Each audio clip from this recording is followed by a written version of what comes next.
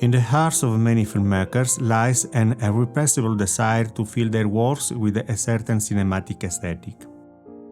I identify with a generation that spent its youth in the 70s, an era when cinema was our sanctuary and classic films from the 50s and 60s were our daily bread, broadcast on a few public television channels during quiet Sunday afternoons. Many of us who have chosen to embark on the filmmaker's path have carried with us the colors and textures of those images that delighted old movie theaters for years, trying to recreate in detail that look with our digital cameras.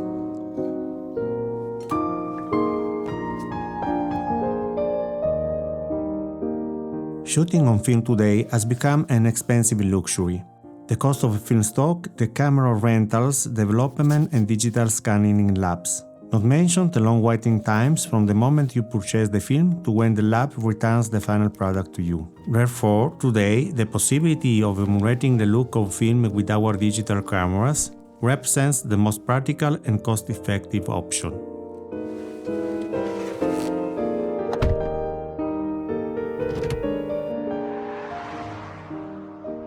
I have chosen to engage in this process with an authentic 16mm camera.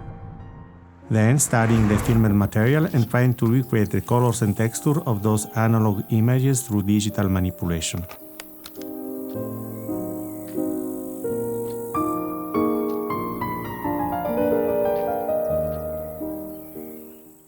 After weeks of in-depth research, I dedicated considerable time to evaluating options available in the used camera market.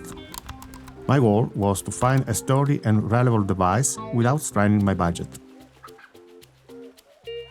Although initially I drawn to the reflex Bolex H16 due to its impeccable build and extensive lens options, I had to rule it out because of cost considerations. So, intrigued by the good results reported by the Krasnogorsk-3 users, I decided to make the purchase of this Soviet camera. Its more modest price tag compared to the Bolex, coupled with the advantage of being a reflex, persuaded me to acquire it from a seller in Bulgaria for around $600. My new acquisition arrived in impeccable condition, fully operational in its original box, accompanied by a manufacturing certificate dating its production year 1982. A fascinating relic that, in 2024, boasts a respectable pedigree of 42 years.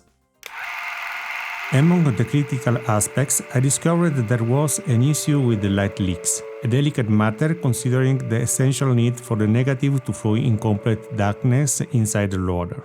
Additionally, the loop formers needed to be removed because they often risked damaging the film during its movement.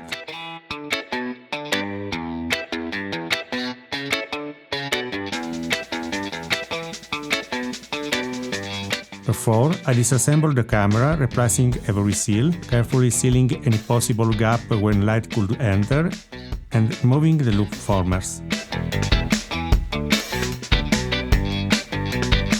I took the opportunity to lubricate and grease the main gears, paying particular attention to cleaning its interior, focusing on the gate. This decision was motivated by various tests I saw online, which clearly showed the accumulation of debris along its edges.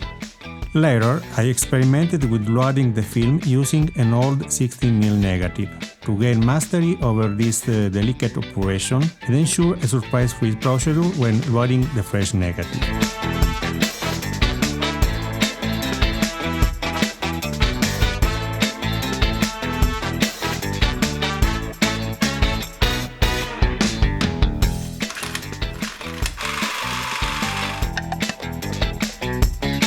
I purchased a few Vision-3 16mm reels.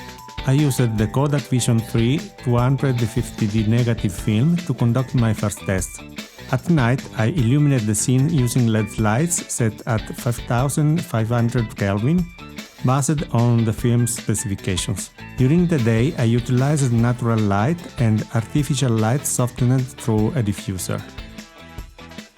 I conduct experiments in over and underexposure to explore the film's capabilities, trying to determine the optimal film rate for achieving the best results. The challenge of precisely focusing on these dated film cameras, breeding through their small and very few finders, was of titanic proportions. Therefore, I adopted the approach of carefully measuring the distance from the gate to the subject using a meter, thus ensuring a more reliable focus.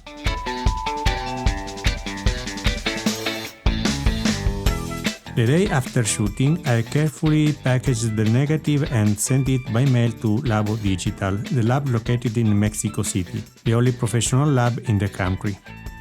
I requested the standard development of the negative and a digital scanning at the highest possible resolution, ProRes 444 log overscan.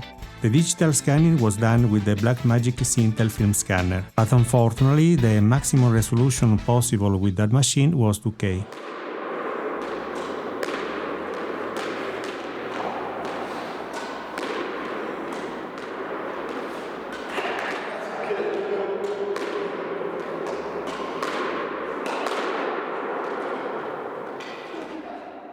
The delivery times were incredibly fast.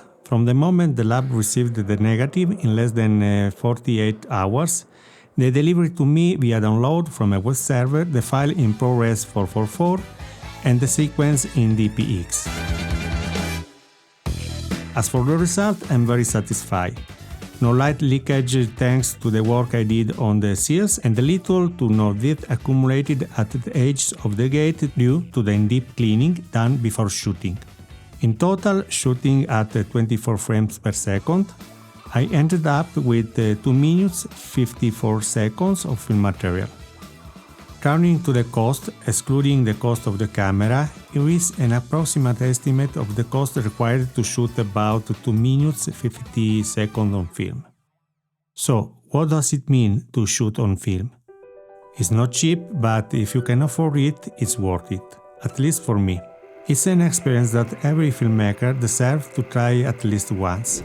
In my case, it's a luxury I can treat myself to from time to time for special projects. It feels like there is only one chance to get what you are shooting. You hold your breath when you pull the trigger and hear the movie rolling.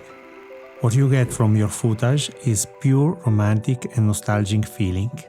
A singular opportunity to immortalize a brief moment in time. A delicate dance between creator and creation.